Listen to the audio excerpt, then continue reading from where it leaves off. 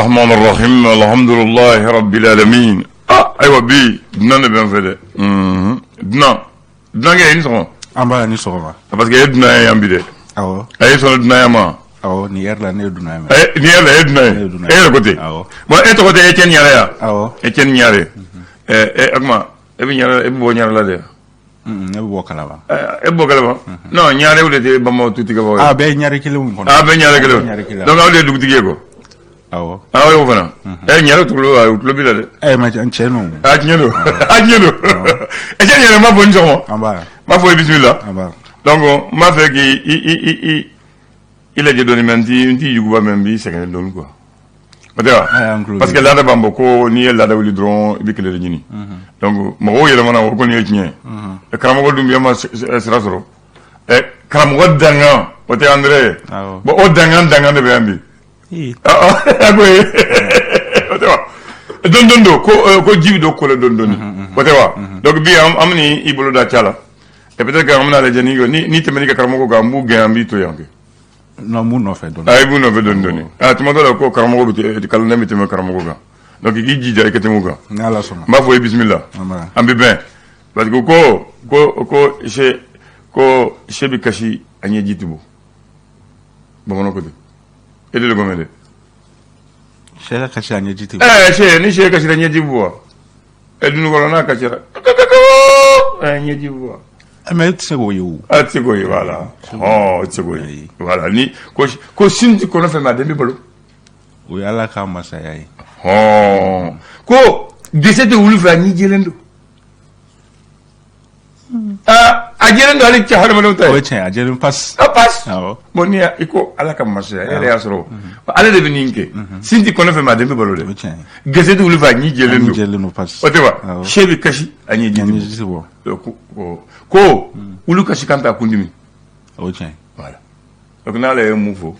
n'ale munke o de bike marché total o chen bamanan ko mba kuncheni muye ko depuis ala yinyeda ko kunsigi te donner kungolom o chen so ni donu ko ara samanu ko te be do butala no wulu do do da écoute o bna izora na samanu na izora o ko donc amba fo bismillah bi gafe be de bolo amba fo ko kana o manana aya babana ko ka iti de gola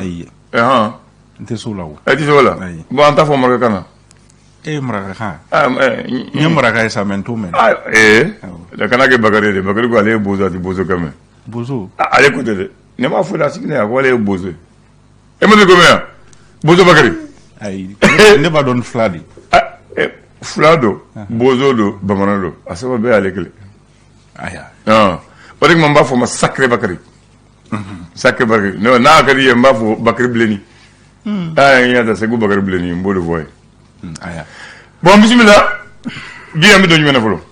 Amadame ne nouvelle. Aïe, on met dans du ménavolo. Ambe domina bio mardi. Utukalo clé tant sans baflale mouran kele. Mardi Bamanana aujourd'hui. Tarata. Ko ba du ke tara fo ne mun de kara du go ne ke se parce que trata ko ba ke mali la de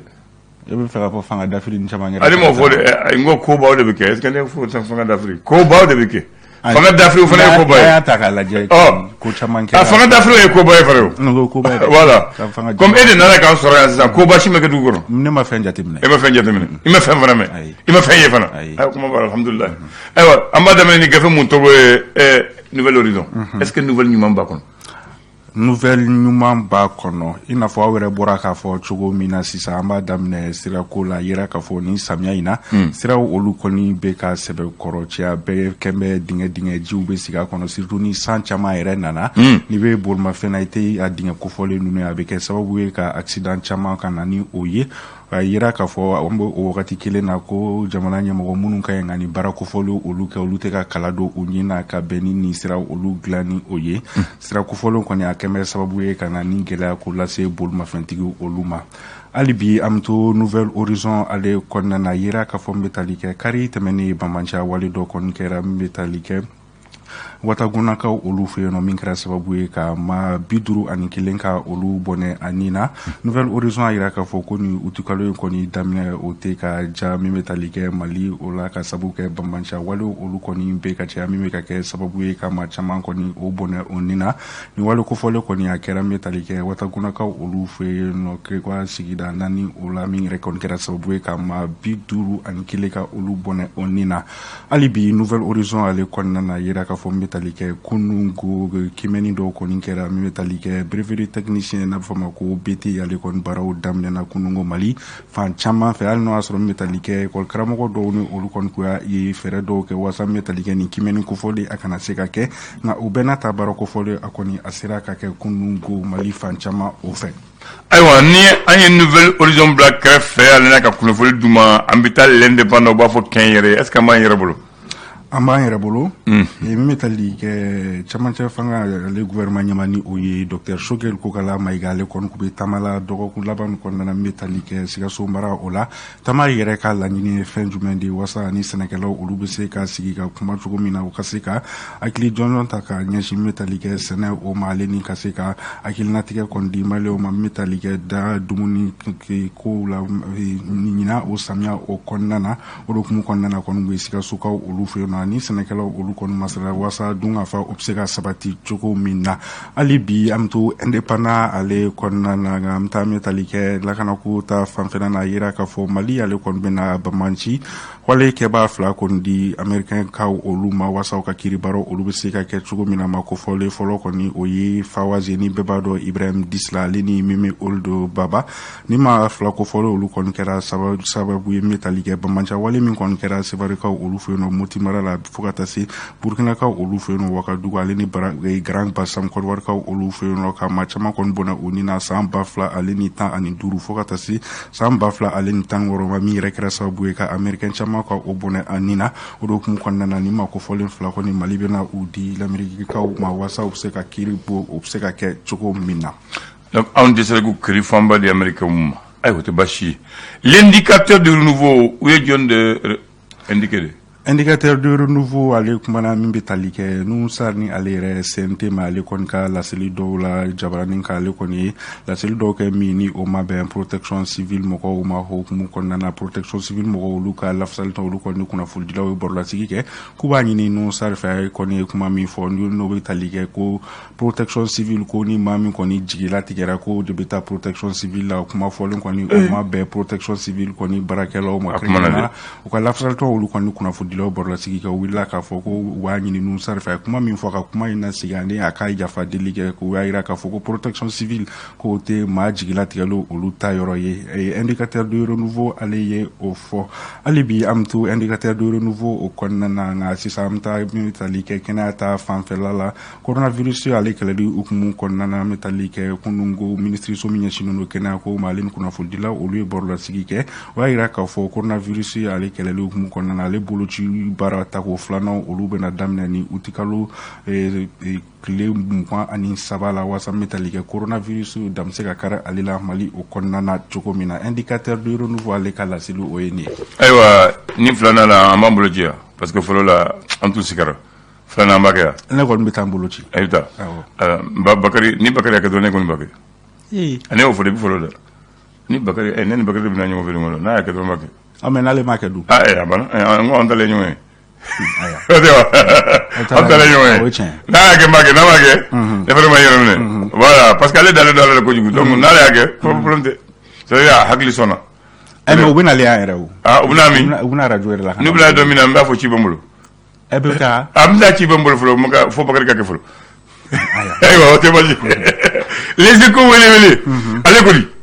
Les Échos ale kumana an bɛ taa tali kɛ narenakaw olu fɛ yen nɔ kangaba mara la olu kɔni y'a yira k'a fɔ ko sanu ale bɔ kojugu kɔni bɛ ka kɔlɔlɔ lase sigidala mɔgɔw ma o de hukumu kɔnɔna na sigidala mɔgɔw kɔni u diminen na wagati min na i ko sisan ko u b'a ɲini jamana ɲɛmaaw fɛ u ka fɛɛrɛ bɛɛ lajɛlen kɛ walasa sanu bɔ kojugu min ni a bɛ ka kɛ olu fɛ yen nɔ fɛɛrɛ bɛ se k'a sɔrɔ a la cogo min na min bɛ tali kɛ Les Échos wele ale ka laseliw o ye nin ye min bɛ tali kɛ an bɛ taa tali kɛ kimɛni ko ale hukumu kɔnɔna na Libya yira ka fo metalike bete ale kon baraw kera nga yira ka fo yoro do la gela kon yira la odo kum kon na kafu ni ale muso ka frano nga kule ale kon wilembe am wakati mina ko sisa ko sa mi metalike sigi ka fo obseka teme vraiment mo ale ni e ko kramo ka la salton o te tugo mina wasa be ale kela obseka na kalango ale obseka ke tugo mina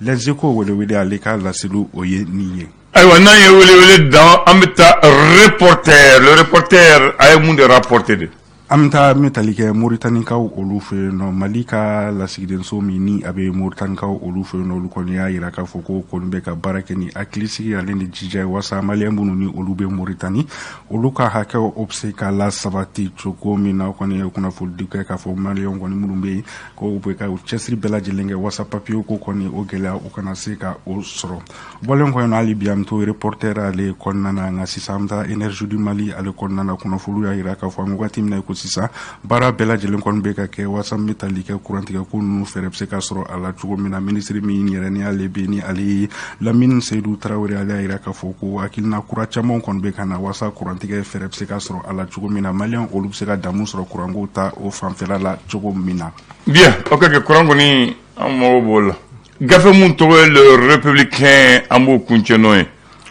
awa républicain ama kuntani ali metalike kunungu minisma mogo olu kon ngai ko la selike ka ira ka foka manda kura koni ni o ye sankile ka nyafoli ke mogo ye o ka mu kon na ministre mini ali nyashino no male mun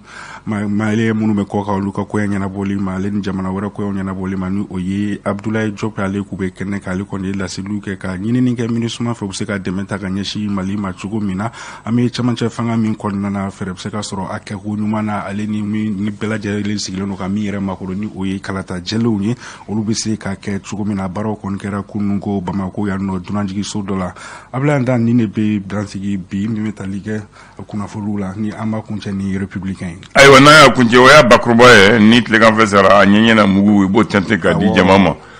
sisan ngoni wote bashi 11h30 wati na ala yo iranna amen bon amito Bamako la amina baro doni ke Bamako ka Bamako dugue de yoro do be Bamako o yoro to ko soro mo yoro to ko dala hali faso ma dala mais mo ya dala hali bi o to ko ina fo yoro jume mina fo ye sisan ni tara la fe bugu kare do bo fo furu kare fo ye gidron dala sisan be bo don furu muso korba do tumbe abaka furu dala so mo da fe ba be da asan ko furu kare ya to asara fo mo wo bi likata o furu kare le ya o to ko so hali bimbi kuma wati mina furufuru dila o muso modem be furufuru dila o kare la sa depuis o kare ganzan fo ye gidron dala kata atengu jikroni sirala donc o ni ya fo mo mo Bamako furufuru kare la fe bugu o bo fo ye o kare to wosoro ka da muso korba na ka furufuru dila so mo da fe o dala bakelen aflana ni tara bajana la sodo be wajo ni mogo be durunita uyo kerepere ko ayambla faraso karel faraso sodo de be a yolonde faraso de abe halbi donc mogo yo ke tamaje aso duruni bi temoyoro la mogo ba fo ayambla faraso karel tora mogo to wala halbi o faraso be mogo ba fo faraso karel ba ke tamaje ka so faso madi fanga madi sigidala mogo sigidala yere de o togo di o yoro flama furufuru kare faraso kare otewa yoro do be we menakura uri flabe uri 18 and uri 14 we gidron gala mogo ye question oulié ni ye uri 18 ni uri 14 mais fo bi tile kata ori la jabi chugudi be uri 18 and uri 14 do menakura gidron bula kelembi yele kelembi jigi ni tar wula fe e ba soro mo wil bora o ko temino bugo dola ko sigi ko temi donc mo bu taka sigi donc o de ri 18 ani ri 14 donc o fana o to halbi ni ko ri 18 o don ni ko ri 14 mo ba don misra ani ben courage mais mona ri 18 to na jogo we carré de daka ri kala ka codifié mais comme au guidron au strafla guidron no bula donc goulier toko teme ka tira rue 16 rue 12 rue 10 ka parce que au strafla de guidron ndo donc a guidron koso wula fɛ mɔgɔw bɛ sigi u ka soda la ka te min mɔgɔw bɛ taa ka sigi donc a kɛra i b'a fɔ yala yɔrɔ ye donc rue 18 ani rue 14 bɛɛ b'o dɔn alors que rue 8 bɛ yen rue 10 bɛ yen rue 16 bɛ yen rue 12 bɛ yen donc o ti fɔ u ma tɔgɔ sɔrɔ rue 18 ani rue 14 de ye tɔgɔ sɔrɔ Mɛnɛkura ni Misira n'i nana Bagadaji yan sira dɔ bɛ b'a fɔ rue Pachanga rue Pachanga awɔ n y'o tɔgɔ mɛn y'o tɔgɔ mɛn i m'a ye yan bon o fana mɔgɔw de y'a da la a tɔɔrɔ la rue Pachanga ye jumɛn Bagadaji yiri dɔ bɛ bɔ misiriba la ka jigin ka na yan Kɛnzanbugu tailleur kɛ dɔ tun bɛ yen o tailleur kɛ Pachanga de ka d'a ye sanga ni waati a ka radio Pachanga de b'a la a b'a jouer dɔrɔn donc mɔgɔw fana b'a fɔ rue Pachanga i bɛ yɛlɛ wa ko rue Pachanga donc sira fana dɔ bɛ Mɛnɛkura o bɛ n ka bɛnkɛ kare la u b'a fɔ kafiri kare n'i ko kafiri bɛɛ b'a dɔn banbali dɔ bɛ yen banbali nin tun ye nɛgɛ de i bɛ banbali dɔn donc o banbali ye tun ye nɛgɛ de ni cɛkɔrɔbaw bɔra fajiri cɛkɔrɔbaw bɛna sigi ka baro kɛ donc denmisɛnw man di denmisɛn de bɛ tasuma wuli o kɔrɔ nɛgɛ bɛ kalaya y'a faamu donc finalement cɛkɔrɔba ko nin ye kafiri kare de ye parce que denmisɛnninw ye kafiri ye kafiri don donc o tɔgɔ tora la hali bi n'i ko kafiri kare Mɛnɛkura mɔgɔw b'a yɛrɛ la bon docteur dɔ sɔrɔ o fɛnɛ docteur so dɔ bɛ a fana ye tɔgɔ sɔrɔ cɛ dɔ tubabu médecin dɔ tun bɛ yen u b'a fɔ Antoine ale de tun ye docteur ye o yɔrɔ la ko Antoine ka dispensaire hali bi Antoine tɛ dɛ mais hali bi u b'a fɔ o docteur so ma Antoine ka dispensaire hali bi n'i taara ni i tɛmɛna Ɔlfɔbugu n'i ko bɛ taa Bamakɔ o dispensaire fitinin bɛ Sɛlɛkɛni na u b'a fɔ Antoine ka dispensaire bɛɛ b'o dɔn i t'a sɔrɔ ale de kɛra médecin fɔlɔ voilà pont dɔ bɛ Lafiyabugu n ko Lafiyabugu Bajɛlan ani Hamdalayi cɛ ko pont Richard awɔ n b'o dɔn bɛɛ b'o dɔn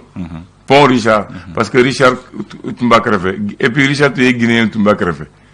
pont Richard donc a tɔgɔ dɔrɔn pont kan bɛɛ b'a fɔ pont Richard bɛɛ b'o dɔn pont Richard sira fana dɔw bɛ Lafiyabugu bɛɛ b'o dɔn Ramos ka kare jumɛn Ramos ka kare Ramos o ye jɔn ye Ramos tun ye douanier dɔ ye Musa Traoré ka furumuso Mariam o balimakɛ don donc ale tun ye douanier ye ale tun ye directeur de douane tɔgɔtigi don waritigi don mɔgɔw y'a dala ko Ramos ka kare n'i taara Kalaban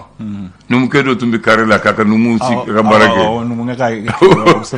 yɔrɔ o b'a fɔ numukɛ ka kare